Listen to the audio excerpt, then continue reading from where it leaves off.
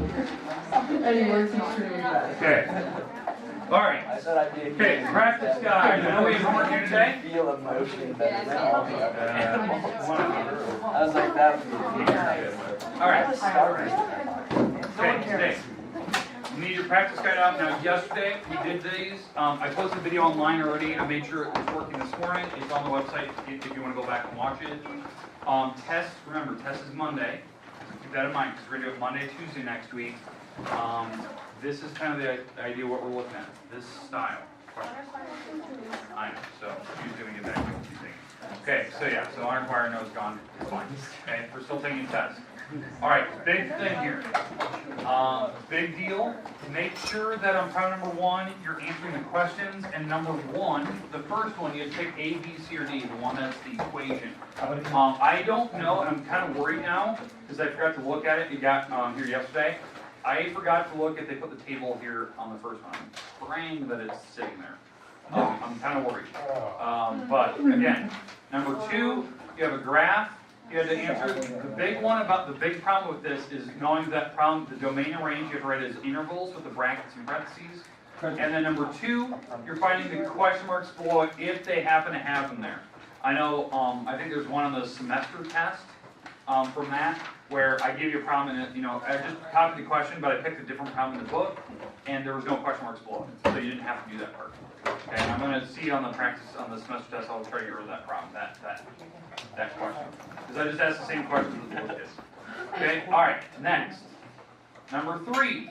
We did this one yesterday. This one we did graph. The hard part about that one is graphing it correctly, because if you get the graph wrong, then yeah, all the rest of them are wrong. Because you're going to have the increase, decrease, constants all written wrong. The big thing I'm worried about is function range. That's y numbers with parentheses and brackets.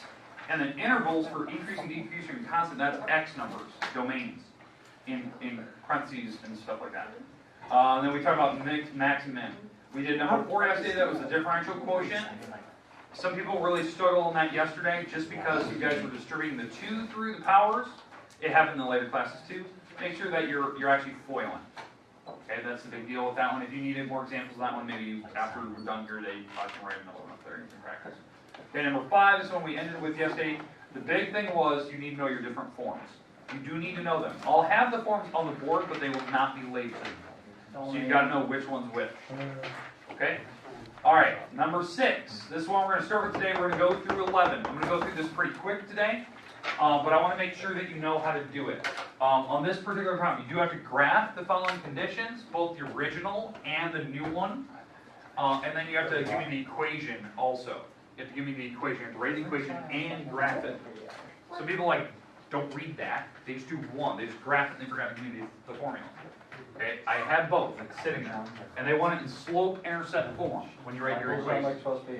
Okay, we're gonna be the original graph passes through 5, 6, and it has to be perpendicular to this line, the line that has an x-intercept of 3 and y-intercept of -4. So 3 for an x-intercept, -4 for a y-intercept, and so this is the original line.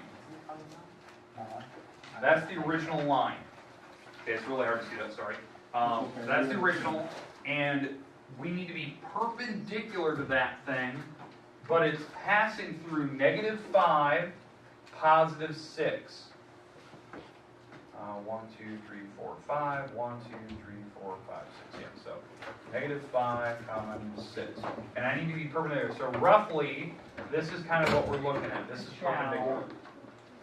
Does that make sense? Now, that is not my final graph. Do you want to share? I thought it was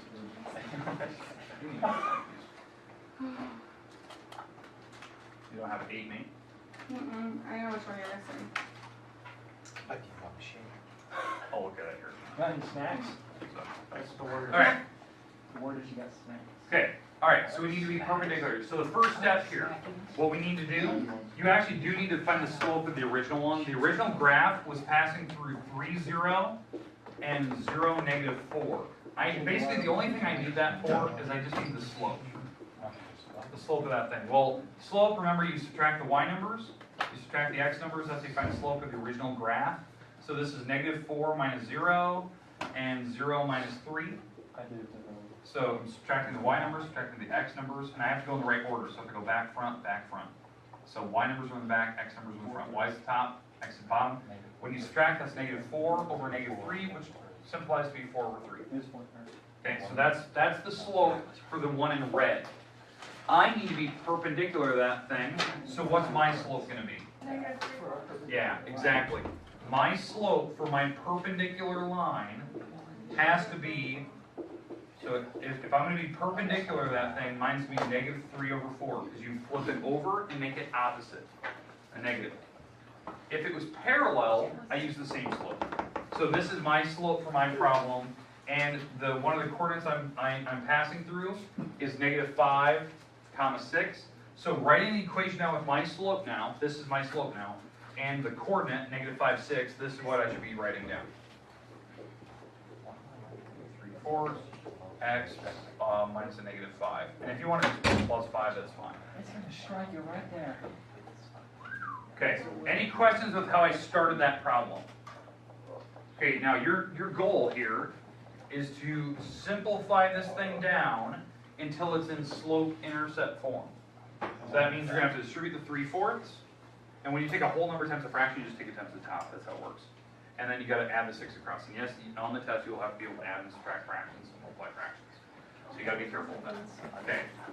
Now I'm going to leave that there just for a little bit. How do I graph that though? How do I graph? Plug in the X You value. go from that point and you do down 3 other points. There you go. All right. Jack Armour, come to the office. Because that's a lot of people forget. Like I do have to graph it. Well, the trick is you know what coordinate you're starting at, and you know your slope. Just do the slope from that dot, that one dot that you have. So starting at -5, 6, go down 3 over 4. Down 3 over 4. 1, 2, 3, 4. Right on that point. Per se. That's the idea. So I need to be perpendicular. Remember, perpendicular is a corner. It's a 90-degree angle, that type of thing. Okay, but the only work you really have to do now is you have to figure out how to simplify that thing down. Okay, I'm gonna leave that to you. I think you guys can figure that out. Well enough if you want to do it. Okay. Take 5 times the top. Okay, we good? No. Yeah, I'll leave it. we're good, we're good. I'm just being a goof. He's being a goofball. Now, just to let you know, like that problem does have quite a few points to it, because finding slope, I usually consider that 2 points, because you have to get the top and bottom number correct. Another point for finding your slope, point for graphing it, point for the other graph, and, you know, a couple points in here. So I mean, if I was grading that, that problem could be worth 8 points, roughly. You know, so there is quite a bit of points there. Don't forget any particular part of that. Like, don't forget to graph the original. Don't forget to graph the new one. Don't forget to figure out the actual equation and solve it down. Okay, I'll give you some random sentence. Now, you probably noticed that was one of the problems that were directly in the book. Okay, it was on the parts where you're doing parallel and perpendicular. Page 200. Okay, we good? All right, let's get rid of it. We're going to 7. Okay, let's go to number 7 here.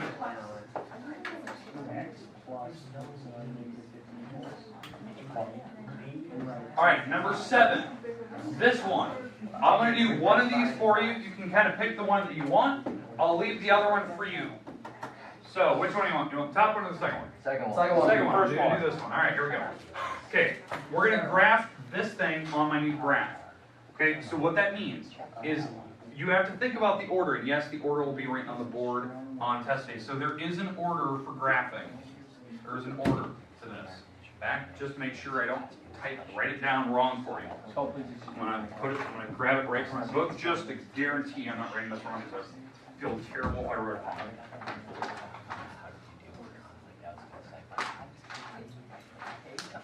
So transformation period. Okay, all right. It is horizontal shift. So horizontal shift,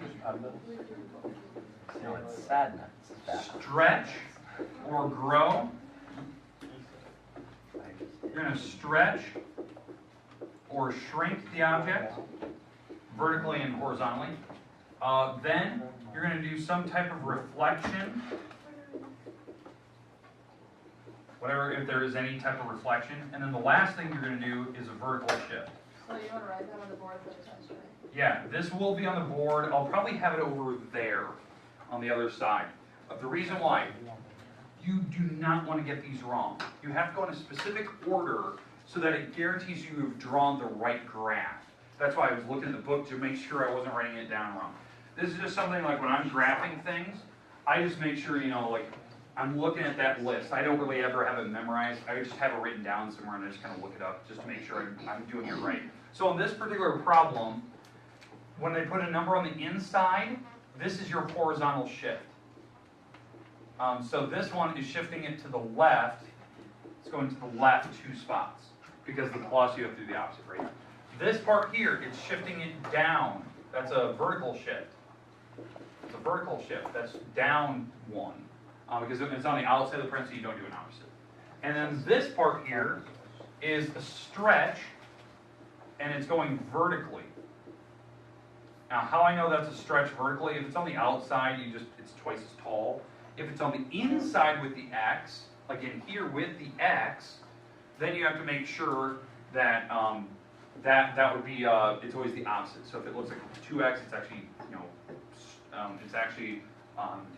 that's actually compacting it twice as far.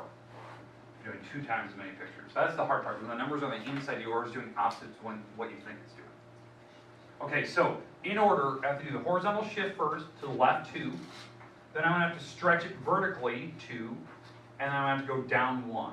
So horizontal shift. So all these dots are moving over 1. So this is now going to become 3, 0. You're going. What am I at? Oh, I'm going over 2, 0. So I'm going over 2 spots, sorry. So this is going over 2 spots, this is going over 2 spots, this is going over 2 spots, this is going over 2 spots, and this is going over 2 spots. There, okay. So that's the horizontal shift, and this is kind of what it looks like so far. I'm not done yet. So I've shifted it to the left 2.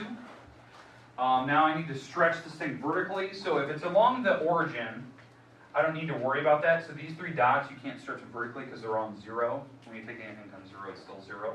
But these dots are getting twice as tall. So now I'm going to hit, instead of hitting 2, now I'm hitting 4. And instead of hitting 2, I'm hitting 4. And so this is what the graph currently looks like now. It's now twice as tall.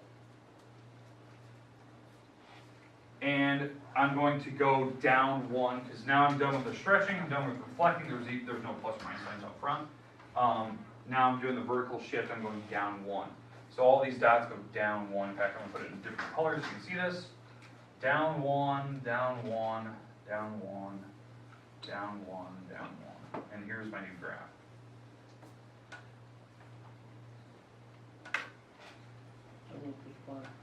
Okay, questions, comments about how I did it?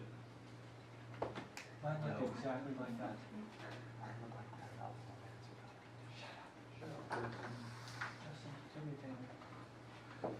Okay, things you should be careful of. If I put a number on the inside with the X, where I'm compacting it. If there's a 2 in with the X, 2X, right? I'm compacting it horizontally. Be worried about putting negative signs in there because that flips graphs over, like across the Y-axis or X-axis. Which sounds which? If the negative sign's on the outside, it's going along the X-axis. If it's on the inside, it's going along the Y-axis. Is how I think of it. If it's on the outside, whatever your answer is, it's now the exact opposite. It's negative, so it's going from up here down there. When it's on the outside. When it's on the inside, you're just changing the X number. Just the X number is changing. So if you're over here, now you're on the other side. We're supposed to graph both of these in this. Yeah, both of them in the same graph. On the test. So, yeah, so this one will be there, and then this graph will be the same thing as being over and down too. So they're going to be overlapping each other. No, I just put one. Trust me, a couple of years ago, I just made him graph it on the original. So there was 3 graphs in one picture. Yeah, so that's why I just put them in one. I give you enough space, they should be fine. And usually, like the two that I picked, I think they were far enough apart. I don't think they overlap each other. This one does, but I think the one I give you on the test does. I shift them far enough away, you don't have to worry about it. So 2 pictures on that. So I did the second one for you. You got to do the first one by yourself. And yes, this will be on the board test day. I'll have that exact order written on the board. I'll put it over there. All good stuff. So again, if you're like struggling with that stuff, just go in the book, find the transformation section, which is I think 1.6. Try a couple of the odds. See if you can graph it. See if you can do it right. See if you know what the order, what they're doing. Okay, let's go on to number 8.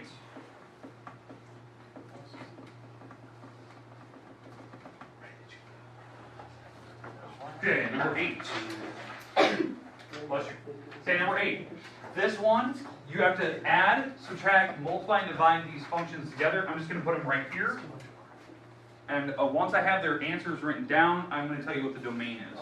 Now, I think the adding one is pretty straightforward. I'm going to do the subtracting one. I'll do the division one so you can see this. So I'll just kind of pick 2. So there's this one. I'm not going to do it. You can do that one by yourself.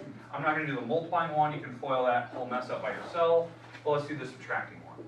So for subtracting f minus g, again, I'm always looking at the order they have it written.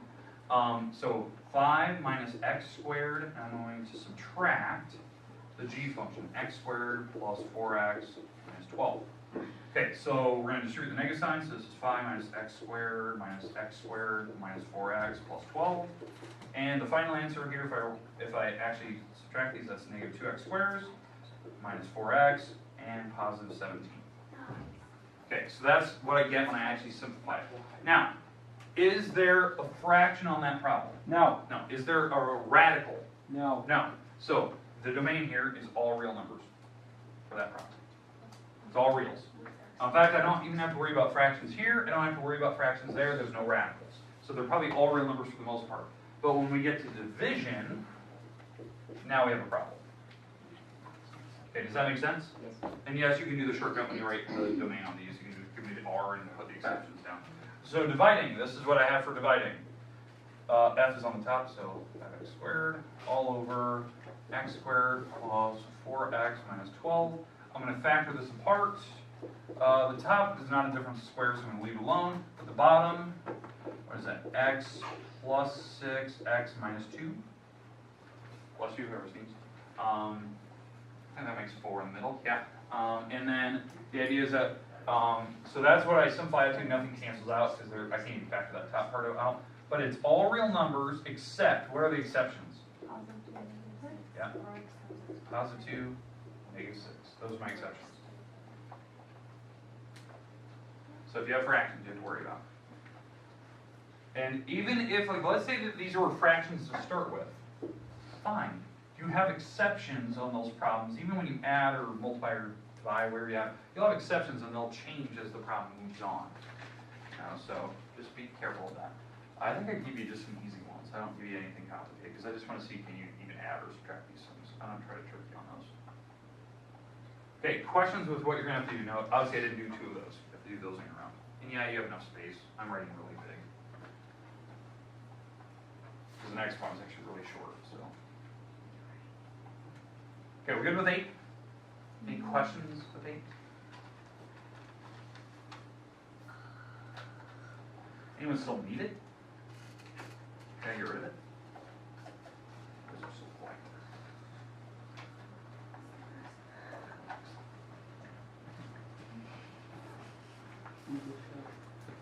We'll start the camera here then.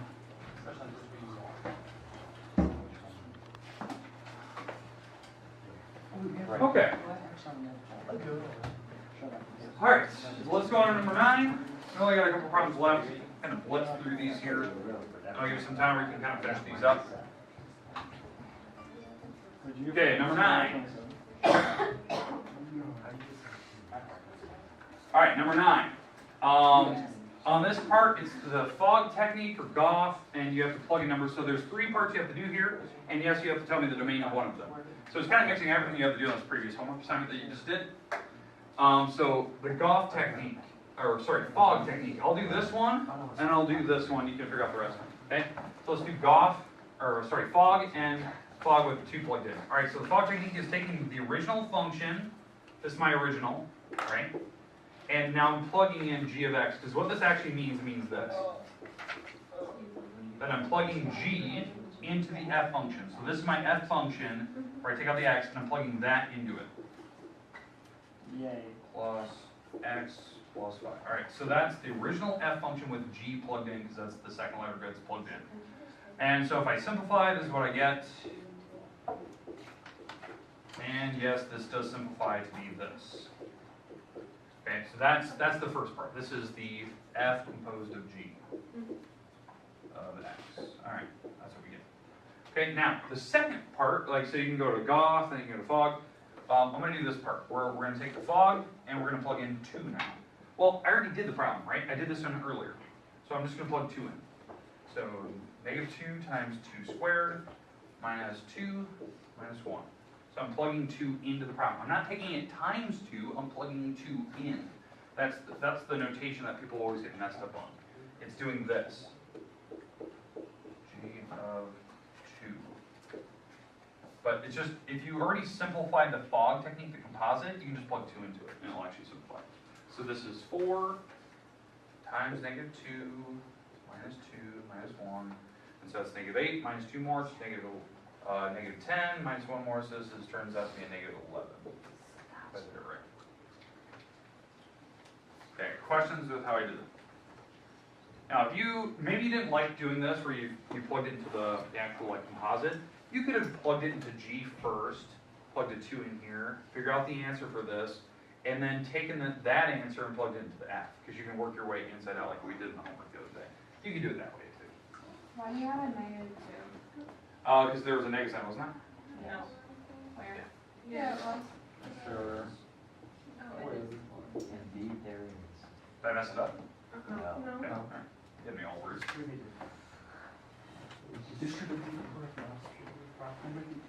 Okay.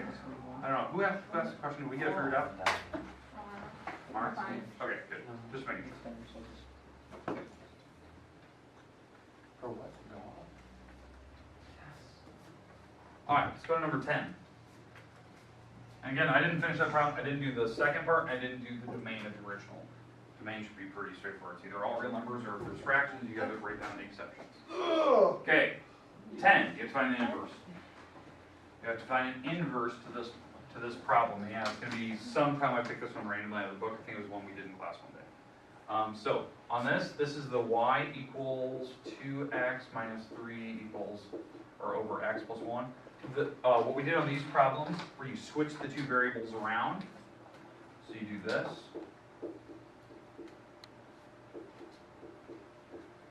And then you resolve for y.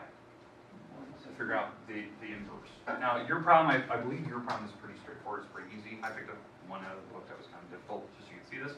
So I switched the two letters, and now let's do the math here. So I need to solve for y, so I can figure out the inverse. That's the whole idea. Find the inverse, and if you want, you can double check it. I'm not really, that's just something, if you want to double check, I just typed the same wording that the book had. But to solve this, I'm going to multiply this thing across, because I need to get y off the bottom of the fraction. So I'm going to multiply it across, so this is what I have. 2y minus 3.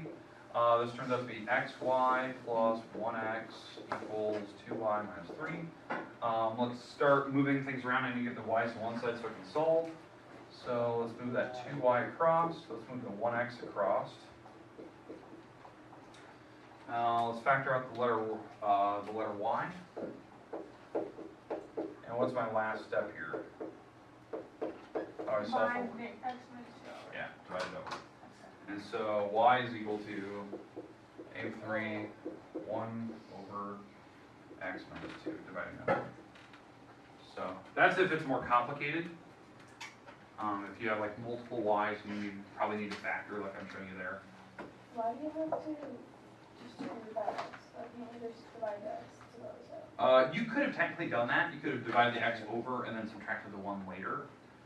That's technically, yeah, technically you could have done that. Yeah, but I did not get that something. Yeah, because you, if you didn't hear what Macy was asking, so. Maybe show me that way. Alright, so I'll show you what it looks like. So, alright, so if you didn't hear Macy, like she wanted to know, or yeah. So can I subtract the Right two here? on, yeah.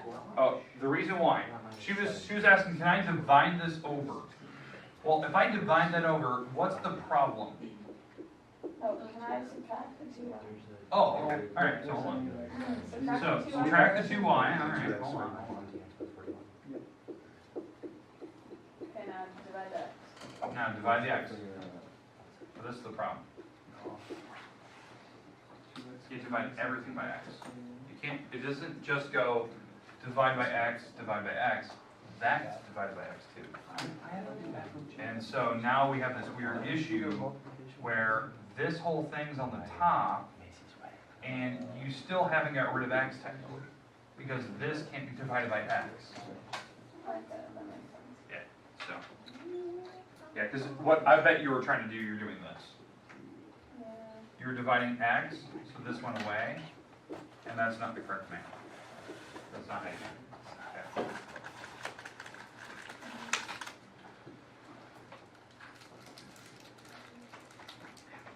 Okay, questions, comments about what we did? Okay, last problem, I believe, number 11. And again, if you want to double check that, all you do is you take what answer you figured out, and you plug it back into the original, wherever there's x's, and usually everything cancels So out. on the test, do we have to do that? No, only do once. What I always say is, what I would do is if you want to double check, like, did I do it right? Do something like this, where you plug in like a number 2. Like do a composite. Like if you're ever going to check this, like, did I do this right? Like, am I correct? Plug in 2 into the inverse. So that problem I did earlier, this is the inverse. What was that? It was like a3 minus 1x all over Why don't you x. just do x minus 3? So, what? X minus 3. Why can't you just do that? Moving it here. Oh. Yeah, oh, yeah, so. Like that. I gotta move mine. But what I would do is I'd plug a 2 in there, figure out that answer, whatever, because this is the inverse, right? This is f of -1. That's what the inverse means. I would plug in the 2 into that problem, figure out what this number is, and you know, it might be a fraction, and whatever that answer is, you plug into f. So whatever this number turned out to be, it plugs into f, this function, and what will happen if you do this right, your answer will just be 2 in the end. The reason why, it will always be the number you started with. They should just undo each other and go right back to the 2. That's how you know you did it right. It's just a simple check. Some people like to do that. It's kind of what they're explaining to you how to do. You plug in x and see if it works. But you don't have to. It's just, some people like, God, did I do it right? And then they sit there for like 20 minutes, like, I don't even know, and they try it like 50 times, trying to see what the inverse is. You can double check by plugging in just a random number and see if they undo each other. All right, last problem today. Last problem. This is some type of composite. Now you're probably looking at the problem going, Ward, why did you give me the g function? Because what do you think is probably going to be on the test? Probably one with a g and f and an h in it. Just kind of let you know. Because this is just the exact directions out of the book, and I just picked one of the random problems that they gave you. So it's doing composites and inverses. So this part here, I need to figure out what h of 3 is. So h of 3. So h of 3, plugging a 3 in here. This is 3 squared plus 3 plus 2. That's what, 9 plus 5, which is 14. Okay. Now, so that's the h of 3 part. Now, here's my shortcut to figure out the inverse. You don't need to go up here and find the inverse of f and like do that whole thing we did earlier. Here's the thing, if they give you 14, that's the answer on this side. It's the y answer. So if they ever do an inverse like that, this is the y number. The y number. So it's 14 equals 2x minus 5. Instead of plugging the 14 into x, since it's an inverse, it's the y number instead. That's why the difference here, when I did h of 3, that wasn't an inverse, so I just plugged the 3 into the x. If they give me the inverse, I plug it into the y number, and then I solve. So this turns out to be, add 5 across, it's 2x, and then divide by 2, and it's like 8.5, or 9.5, sorry. That's good. Decimal's fine. You're an adult, you can handle decimals.